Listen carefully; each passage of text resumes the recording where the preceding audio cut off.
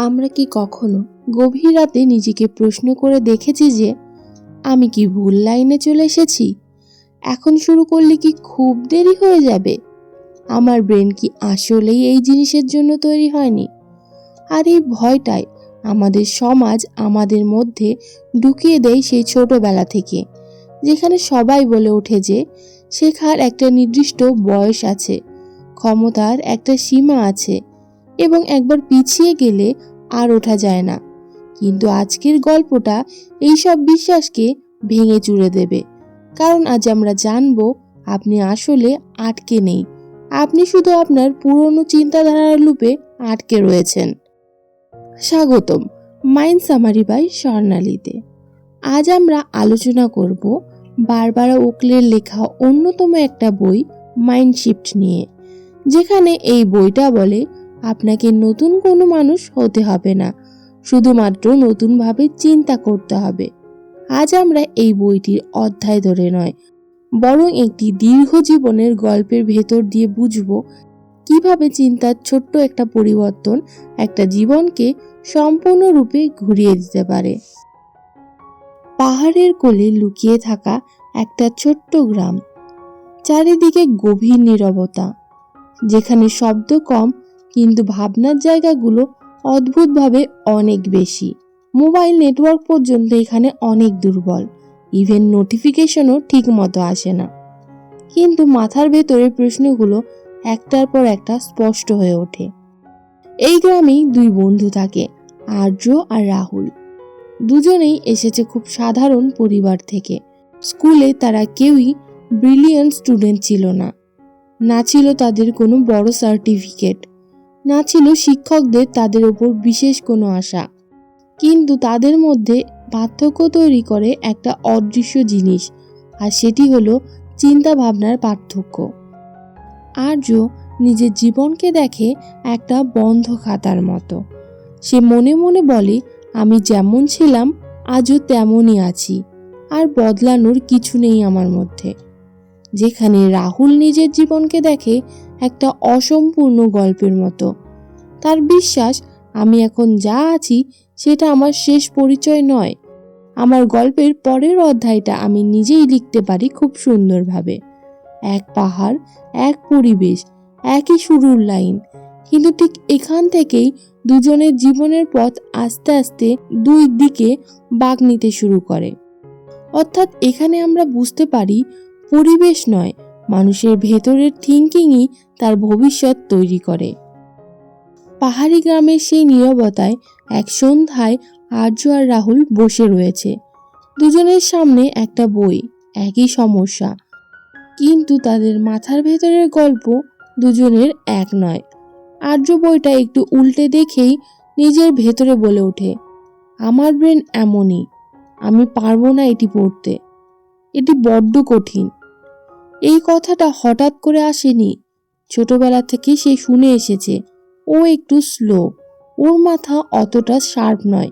বছরের পর বছর এই কথাগুলো বাইরে থেকে আসতে আসতে এবং শুনতে শুনতে একদিন তার নিজের কণ্ঠস্বর হয়ে গেছে এটি। এখন নতুন কিছু দেখলেই সে নিজেই নিজেকে থামিয়ে দেয় এবং বলে, এটা আমার জন্য নয়। রাহুলও একইভাবে বইয়ের পাতায় আটকে যায়, লাইন পড়ে কিন্তু কিছুই বুঝতে পারে না। মাথা ধরে যায়, হালকা রাগ হয় নিজের উপর। কিন্তু সে একটা অদ্ভুত জিনিস লক্ষ্য করে, যত বেশি কষ্ট হচ্ছে তত বেশি মনে হচ্ছে যেন ভেতর থেকে কিছু একটা নড়ছে।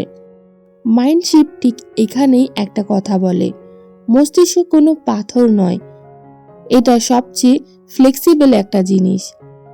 আপনি যখন ভুল করেন তখন বুঝতে পারেন না, কিন্তু যখন হতাশ হয়েও আবার চেষ্টা করেন, ঠিক তখনই ব্রেনের ভেতরে নতুন নতুন রাস্তা তৈরি হয়। রাহুল প্রথম কয়েকদিন কিছুই বুঝতে পারে না, রাতে মাথা ধরে যায়, তবুও পরদিন সে আবার বসে বসে পড়ে, কারণ সে এখন জানে স্ট্রাগল মানে ফেইলিওর নয়, স্ট্রাগল মানে ব্রেন আপগ্রেড। যেখানে আর্য তখনও ভাবে যা হওয়ার ছিল হয়ে গেছে। সেই একই পাহাড়, একই বই, একই কষ্ট, কিন্তু একজন কষ্টকে দেখে তার লিমিটেশন হিসেবে, আর একজন দেখে নিজের বদলানোর প্যারামিটার হিসেবে। সুতরাং আপনি নিজের সম্পর্কে যা বিশ্বাস করেন, আপনার ব্রেন সেটাকেই সত্য বানানোর চেষ্টা করে। আর ঠিক সেখান থেকেই দুজনের জীবনের গল্প আস্তে আস্তে দুরকম হয়ে যেতে শুরু করে। পরের কয়েকদিনে আর্য নতুন কিছু শুরু করার কথা ভাবে, মনে করে এবার চেষ্টা করা উচিত। কিন্তু ঠিক তখনই একটা ভয় এসে চুপচাপ তার পাশে বসে পড়ে। যদি ব্যর্থ হয়ে যায়, লোকে যদি হাসে, এই বয়সে আবার কি শুরু করা পসিবল? আর্য নিজেকে শান্তভাবে বলে, কাল থেকে শুরু করব। এই কালটা ঠিক পাহাড়ের কুয়াশার মতো, দেখা যায় কিন্তু ধরা যায় না। সিমিলারলি রাহুলের ভেতরেও ভয় আসে, তার বুক ধড়ফড় করে। বাট পার্থক্য একটাই, সে ভয়কে সরিয়ে দেয় না, সে ভয়কে সাথে নিয়েই চলে। সে নিজেকে বলে, তুমি থাকো তোমার মতো, তবুও আমি কাজ করে যাব।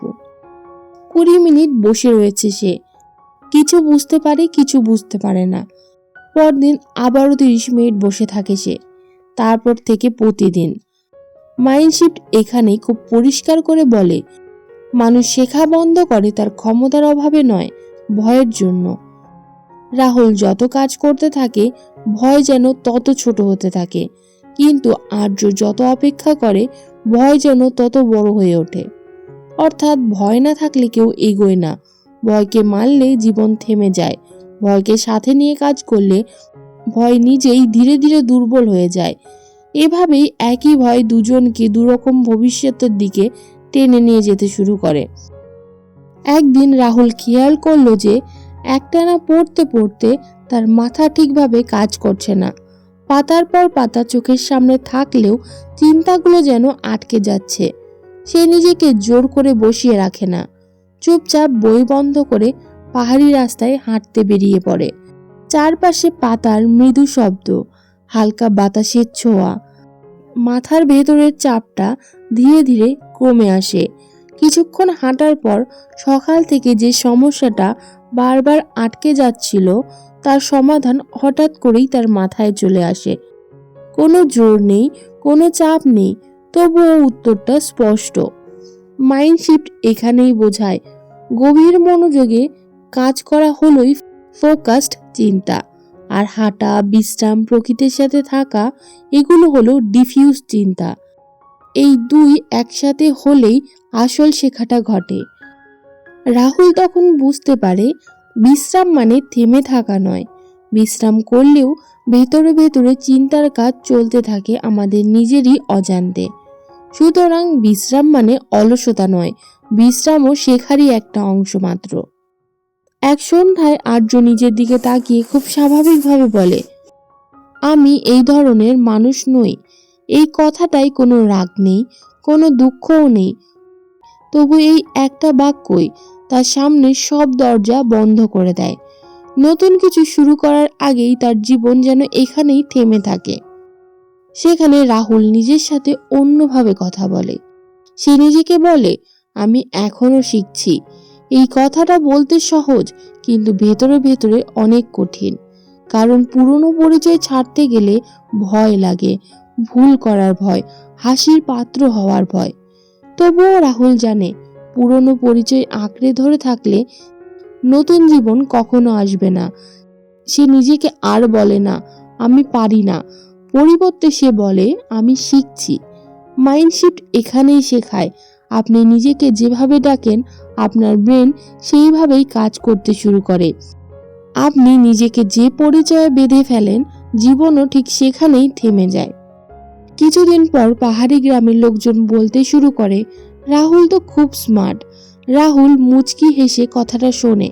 সে জানে সে স্মার্ট হয়ে জন্মায়নি, তার কোনো বিশেষ ট্যালেন্ট কোনোদিনই ছিল না। সে শুধুমাত্র একটা কাজই করেছে, সে কখনো থামেনি। দিনের পর দিন চুপচাপ করে গেছে, ভুল করেছে, আবার ঠিকও করেছে। একই জিনিস বারবার চেষ্টা করে গেছে, শুধুমাত্র একটু ভালো হওয়ার জন্য। রাহুল ধীরে ধীরে বুঝতে পারে, শেখার জন্য ট্যালেন্ট দরকার না, দরকার শুধু একটা সিস্টেম, সঠিক পদ্ধতি, সময় আর নিয়মিত প্র্যাকটিস। অন্যদিকে আর্য নিজের দিকে তাকিয়ে বলে, আমার ট্যালেন্ট নেই। এই একটা কথাই তার সব চেষ্টার আগেই দাড়ি টেনে দেয়। মাইন্ডশিফট ঠিক এখানেই একটা ভ্রান্ত ধারণা ভাঙে। ট্যালেন্ট কোনো জাদু নয়, মাস্টারি জন্মায় না, তৈরি করতে হয়। লোকেরা শেষে শুধু ফলাফল দেখে, কে কতটা ভালো হলো, কে কতটা এগিয়ে গেল, কিন্তু তারা দেখে না রাহুলের সেই নীরব দিনগুলো, যেখানে কোনো বাহবা ছিল না, শুধু ছিল নিয়মিত চেষ্টা। মানুষ ফলাফল দেখে কিন্তু যাত্রাটা কেউ দেখে না, যেখানে থাকে হাজারো ব্যর্থতা, কষ্ট আর প্রচেষ্টা। একদিন রাহুল হঠাৎ খেয়াল করে সময় পেরিয়ে যাচ্ছে না তো, বয়স বাড়ছে।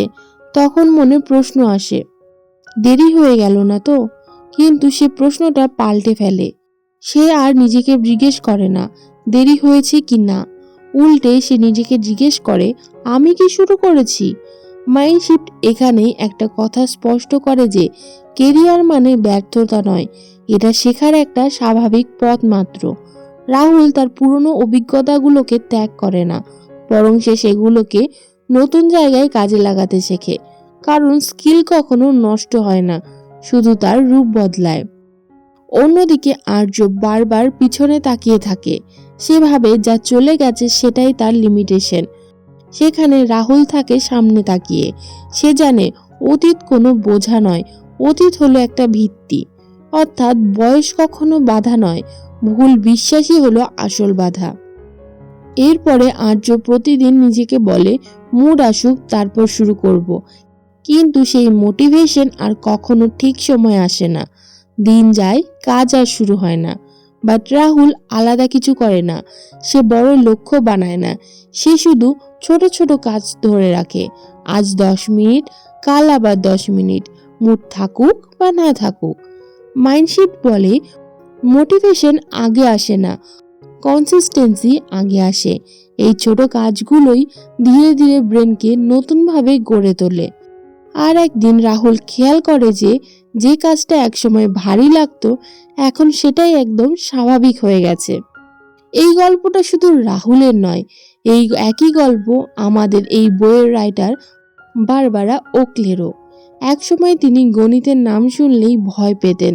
স্কুলে তিনি ছিলেন না কোনো ব্রিলিয়েন্ট স্টুডেন্ট, কেরিয়ার বদল করেছিলেন অনেক দেরিতে। সংগ্রামটা ছিল নীরব কিন্তু অনেক দীর্ঘ। কিন্তু আজ তিনি একজন ইঞ্জিনিয়ারিং প্রফেসর, বিশ্বজুড়ে পরিচিত একজন এডুকেটর। তিনি প্রমাণ করেন যে আপনি দেরি করে আসেননি, আপনি ঠিক সময়েই শুরু করেছেন।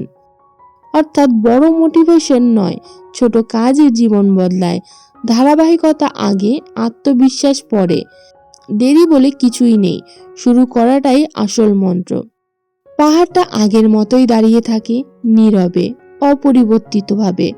সেখানে এখনো দুই বন্ধু, যারা একই জায়গা থেকে শুরু করেছিল কোনো একদিন, কিন্তু সময়ের সাথে সাথে তাদের পথ পৃথক হয়ে গেছে। পার্থক্য তাদের বুদ্ধিতে নয়, সুযোগেও নয়, ভাগ্যেরও নয়। পার্থক্য শুধু একটাই, একজন নিজের পুরনো চিন্তা ভাবনার লুপে আটকে থাকে আর অন্যজন নিজের ভাবনা বদলাতে সাহসিকতা দেখায়। এই গল্পটা আমাদের মনে করিয়ে দেয় আপনি আটকে নেই, আপনি দেরি করেননি, আপনি অযোগ্য নন। আপনি শুধু এখনো নিজের সেই পুরনো গল্পটাকেই বিশ্বাস করে রয়েছেন। যেদিন আপনি আপনার ভাবনা বদলাবেন সেই দিন থেকেই শুরু হবে নতুন গল্প, একদম চুপচাপ ভাবে। এখন আপনার পালা। একটা ডিপ ব্রিথ নিন এবং কমেন্টে লিখুন মাই মাইন্ডশিফট টুডে। তাহলে এটাই ছিল মাইন্ডশিফট বইয়ের গভীর শিক্ষা, একটা জীবনের গল্পের ভেতর দিয়ে। আমি স্বর্ণালী, আপনি দেখছেন মাইন্ড সামারি বাই স্বর্ণালী। এমন আরো গভীর, পরিষ্কার এবং জীবন উন্নয়নমূলক বইয়ের সারাংশ পেতে ভিডিওটি লাইক করুন, শেয়ার করুন এবং চ্যানেলটি সাবস্ক্রাইব করে রাখুন। আবারও দেখা হবে প্রোডাক্টিভিটির নতুন একটি অধ্যায়ে।